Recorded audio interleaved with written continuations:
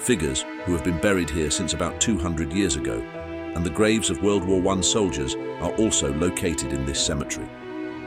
Inside the arch, walls with the names of 660 famous warriors and more than 100 battles are engraved. Since its construction, the Eiffel Tower has been painted 19 times, which is an average of once every 7 years. The Louvre, not just the largest museum in the world, but a breathtaking journey through the depths of human history. The buildings of Rocamadour village have risen up to a height of 120 meters from one side of the rocks. Père Lachaise. Père Lachaise Cemetery is one of the most famous cemeteries in the world. It is located in the east of Paris, 3 kilometers from the city center. It has 5 entrances, each of which leads to different streets. Père Lachaise is the largest cemetery in Paris and one of the most famous cemeteries in the world, which is registered among the historical monuments of France. After the Great French Revolution, the cemeteries were moved outside the city according to the new law of the Paris Commune. That is why the large garden that rests, Father Lachaise, was a trusted priest of Louis XIV. It was bought by the municipality in 1804 and was given to Alexander Theodore Brongniart, a famous architect of that time, and opened in 1804. Now there is a cemetery and park of about 44 hectares and about 5,000 trees, and it is the largest park in the capital of France. This cemetery is considered one of the sights of Paris. Père Lachaise, which is considered one of the famous places in France, is a symbol of the diversity of people and at the same time their equality. Catholics, Protestants, Orthodox, Jews, Muslims, Buddhists and believers of other religions and ideas are buried together in. This cemetery also has a place to cremate bodies for those who should be cremated according to their religion or will. The famous Wall of Commander, which is a symbol of the freedom and idealism of the French people, is also located in this cemetery. This is the same wall that was built on May 28, 1871. The soldiers of the Paris Commune and the leaders of different parties were shot after the defeat at its foot. According to statistics and information published by international sources, this cemetery has the most visitors in the world. One of the reasons for this is the presence of graves of great historical and social figures of France and the world. Figures who have been buried here since about 200 years ago, and the graves of World War I soldiers are also located in this cemetery.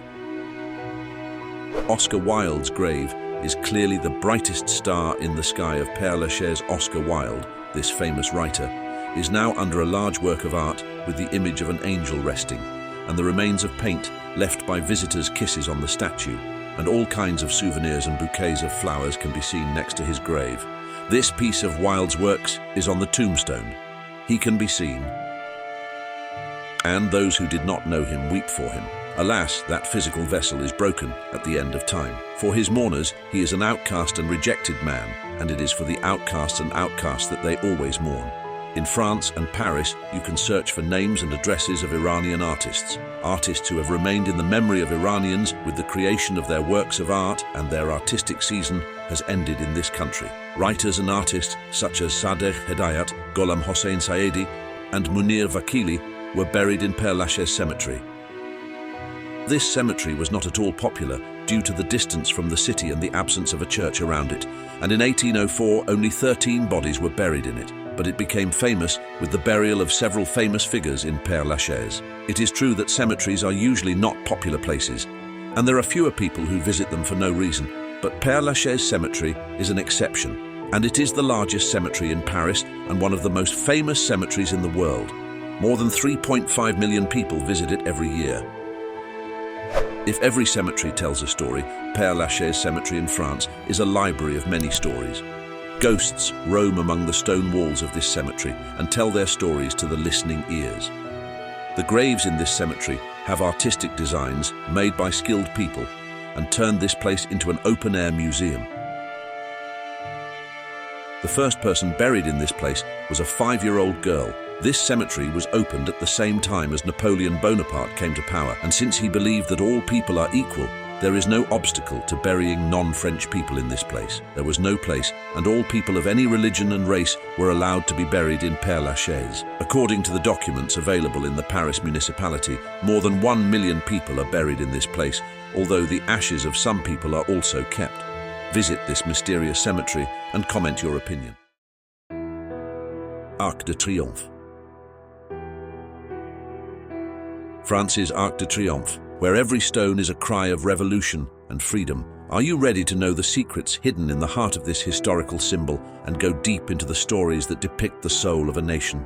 The Arc de Triomphe is one of the most prominent historical and cultural symbols of France and one of the sights of Paris. Its construction began in 1806 by the order of Napoleon Bonaparte. Napoleon's main purpose in building this building was to celebrate the military victories of France and the soldiers who fought for their country in various battles. After winning the Battle of Austerlitz, Napoleon decided to build this arch to show the honor and glory of the French army. The architect of this project, Jean Chalgrin, designed the arch inspired by the Arch of Titus in Rome. The construction of this huge building was officially started with the laying of the first stone on Napoleon's birthday, August 15, 1806. However, the project progressed slowly due to financial problems and political changes that occurred during Napoleon's reign. After the fall of Napoleon in 1815 and his exile to St. Helens Island, the construction of the arch was stopped for a while. With the return of the kingdom of Louis-Philippe I, the construction of the triumphal arch was resumed, and finally it was completed and opened in 1836. Although Napoleon never saw the completion of this building, his influence in its creation is undeniable. In the design of the arch, there is a lot of emphasis on military details and images of great battles, all of which show the greatness of the French army under Napoleon's command. A relief on the arch depicts scenes from famous battles such as the Battle of Strelitz, which were all great victories of Napoleon. The Arc de Triomphe is located at the west end of the Champs-Élysées and in the center of the Gare de Gaulle Square. It is one of the busiest squares in Paris, and for this reason, it is very easy to access the Arc de Triomphe through public transportation. The Triumphal Arch of Paris was clearly designed under the influence of ancient Roman architecture. The architect of this building was inspired by the Arch of Titus in Rome. In the design of the Triumphal Arch, the use of huge columns, semicircular arches and reliefs all show the deep influence of Roman architecture. This arch was built with inspiration from the ancient arches, but with larger dimensions and complex details of the thesis in order to depict the glory and majesty of the French army. The Triumphal Arch of Paris is one of the largest arches in the world, with a height of 50 meters, a width of 45 meters, and a depth of 22 meters. This building is made of limestone and has 4 bases, each of which is decorated with huge columns. At the top of each base there are semicircular arches that allow natural light to enter the inner space of the arch. Victory Arch has 2 floors. The first floor contains reliefs and sculptures depicting scenes from the great battles of France. The second floor leads to an observation deck from where visitors can enjoy unparalleled views of Paris. This deck is accessible via 284 steps. Inside the arch, walls with the names of 660 famous warriors and more than 100 battles are engraved. These walls are a reminder of the sacrifices and bravery of French soldiers throughout history. There is also a small museum inside the arch that displays the history of the arch and related battles. The Triumphal Arch is decorated with a series of sculptures and reliefs, each of which tells a story of French military history. There are 4 groups of sculptures located at the base of the arch. Each one is made by prominent artists and refers to important historical events. Departure of the Volunteers, 1792. This statue by François Rude shows a panel of volunteer soldiers responding to the call to defend the homeland. In the center of this statue, a woman with clothes similar to Marion, the symbol of French freedom, is seen leading the soldiers. Visit these beautiful historical works and comment your opinion. Eiffel Tower. The most complete structure in the world that depicts the glory and is known as one of the most famous structures in the world and completes the view of the romantic city of Paris. When the Gustave Eiffel Company built the most famous structure in Paris for the World Exhibition of 1889 and the 100th anniversary of the French Revolution, many looked at this huge iron building with skepticism. Before the construction was finished, the tower was at the center of many discussions. He was one of the biggest names in the world of art and literature, and they criticized him. A group of about 300 artists, sculptors, writers, and architects sent a petition to the member of the hit Paris exhibition to stop the construction of the ridiculous tower that will dominate Paris like a giant black chimney. In any case, the Eiffel Tower was able to stand up to these challenges and achieve the success it deserved. After the completion of the tower, and in the light of the great success it achieved, the criticisms against this masterpiece were not seen. The construction of the Eiffel Tower caused this city is also considered the birthplace of modern architecture. One of the interesting things about the Eiffel is its painting. Since this tower is made of iron, several layers of paint are placed on it to protect it from oxidation and thus extend its life. Gustave Eiffel wrote in his book called The 300-Meter Tower, "Most likely we will never understand the importance of painting the tower, which is an essential element in the protection of metalworks, and the more carefully it is done, the longer the tower will last." Since its construction, the Eiffel Tower has been painted 19 times, which is an average of once every 7 years. Its color has changed several times, from brown red to yellow red, then to chestnut brown, and finally to today's bronze. Interestingly, even today, painters still work with the traditional methods of Gustave Eiffel's time, and most of the painting of the Eiffel Tower is done by hand. This historic building has been regularly renovated and restored since the 1980s and has seen remarkable achievements, extraordinary light shows and famous visitors over the decades, and is considered an architectural wonder. The construction of the Eiffel Tower was completed in an unprecedented period of 2 years, 2 months and 5 days, and was inaugurated as a technical masterpiece. This tower was a symbol of technological progress at the end of the 19th century and a display of French engineering that was designed and built, and it was considered a defining moment in the industrial age.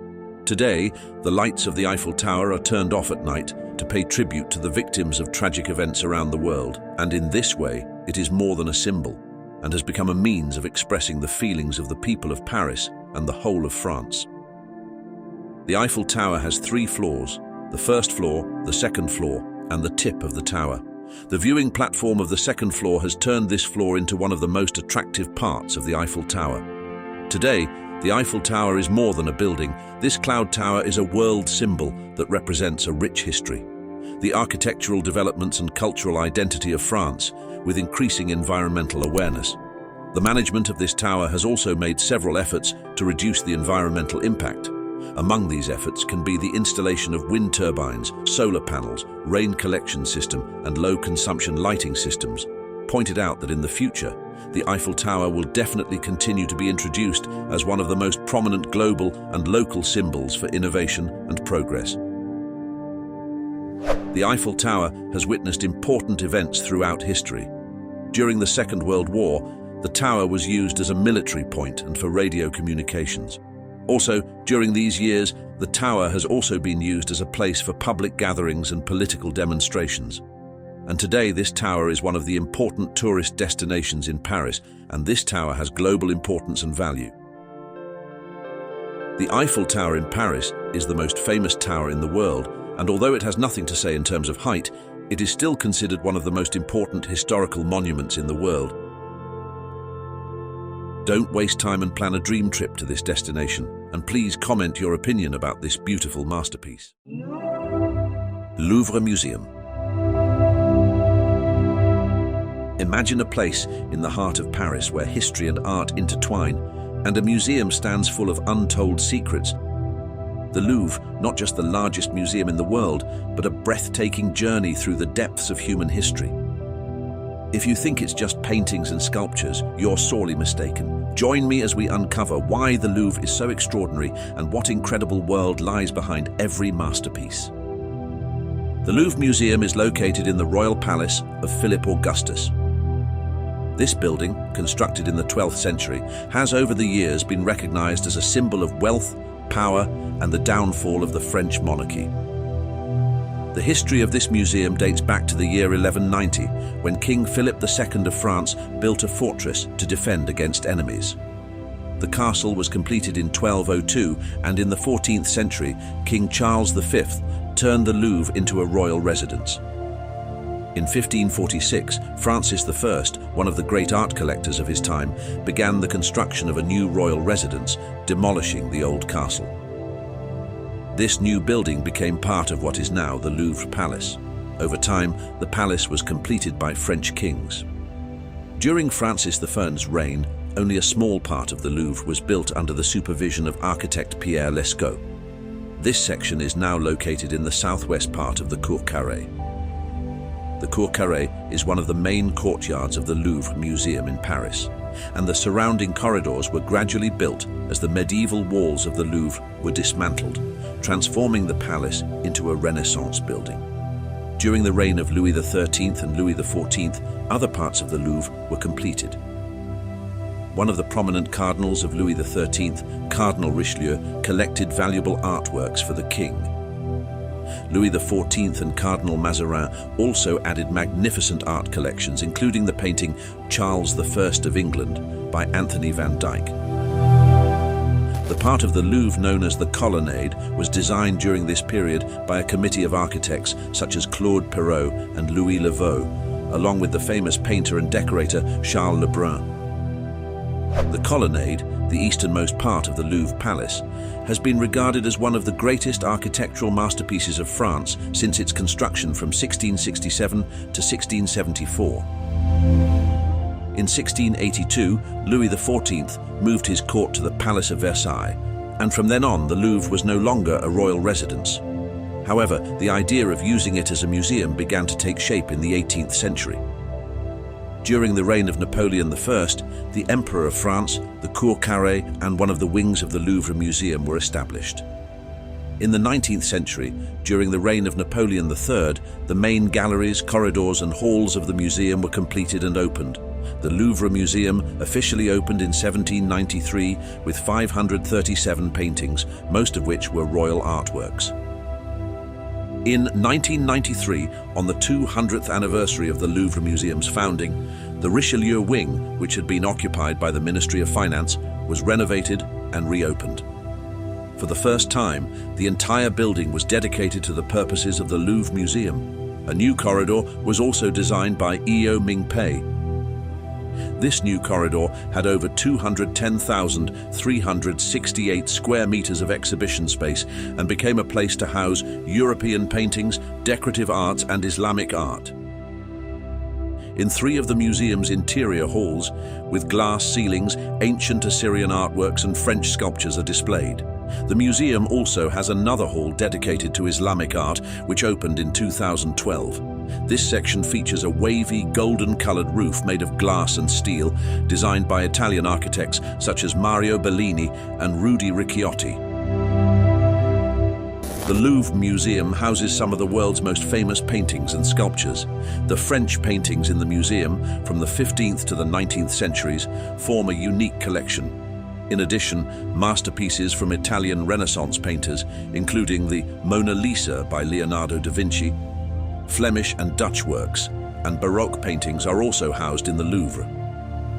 Many famous paintings are kept in this museum, including the Raft of Medusa, Mona Lisa, the Wedding at Cana, the Nike of Cemetery sculpture, the Venus de Milo sculpture, the Coronation of Napoleon painting, the Winged Bull sculpture, the Slave in Death sculpture, the Embroiderer painting, and more. The glazed brick inscriptions from Susa are also among the prominent works in the Iranian section of the Louvre Museum. These bricks feature bas-reliefs of figures with beards and luxurious clothes, holding bows, quivers, and spears. Other inscriptions from Susa depict the Gadan lions and griffins, eagles with the head, body, and feet of a lion. The color palette used for these inscriptions includes stunning shades of turquoise, green, brown, white, and yellow. Another striking object in the Iranian section is the Code of Hammurabi, a black stone cylinder 2 meters tall, inscribed with cuneiform law codes. Hammurabi, the 6th king of Babylon, is famous for writing the legal codes for the Babylonian legal system in ancient Mesopotamia. The stone cylinder of Hammurabi dates back to the 18th century BC.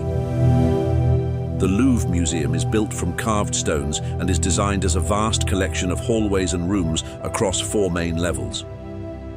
Over the centuries, this building has undergone restoration, destruction, and renovation. The building has 3 main corridors, Richelieu, Denon, and Sully, and all 3 can be accessed from the entrance through the glass pyramid.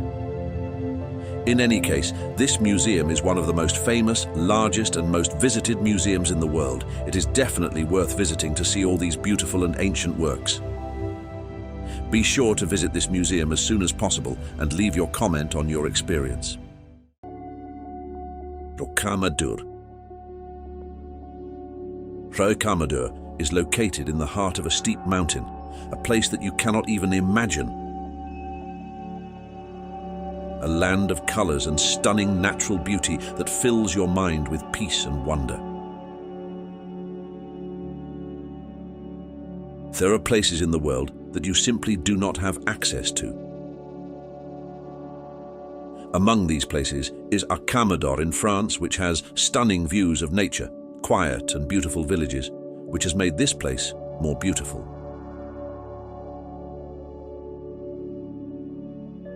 Rocamadour is a strange structure in France that at first glance you may think that it is completely suspended, but you should know that it is right attached to a limestone rock.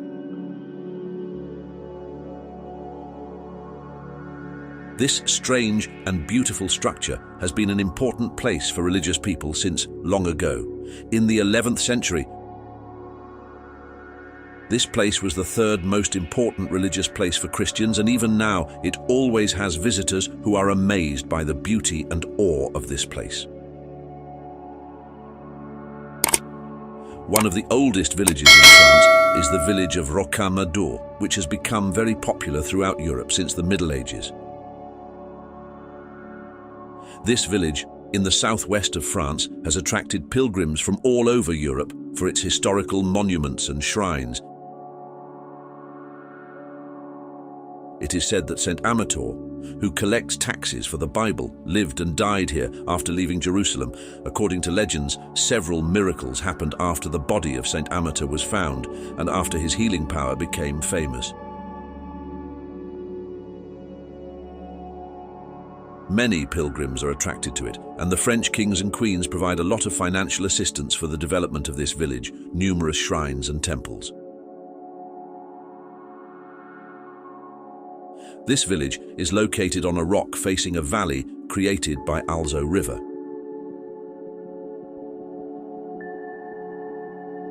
The buildings of Rocamadour have climbed up to a height of 120 meters on the rock.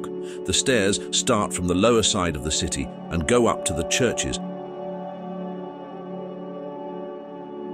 which are huge buildings. The main one is the Notre Dame Church, which was rebuilt in 1479 and shaped like the current one has been built, and contains the main attraction of this village. Underneath the 12th century chapel of Saint-Michel, there is also a terrace where pilgrims can gather, and the plateau of Saint-Michel, where the broken sword of Roland, one of the heroes of the region, is located. In addition, churches and worship sometimes. There are many in this vertical French village that attracts thousands of tourists every year.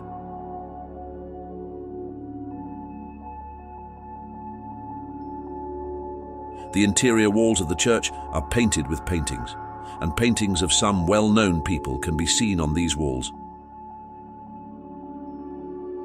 On top of the peak, there is a strong cement fort. The age of this fort dates back to the Middle Ages, and it was built in that era, and it was used during sit-ins to overcome these sit-ins.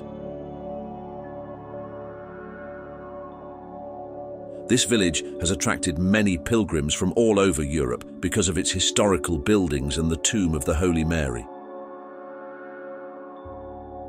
Rocamadour also attracts visitors for other reasons, and that is its amazing landscape and background.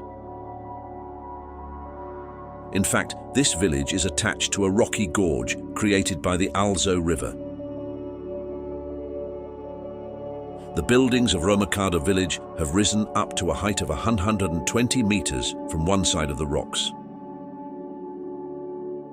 And they created an interesting and wonderful village. Comment your opinion about this place.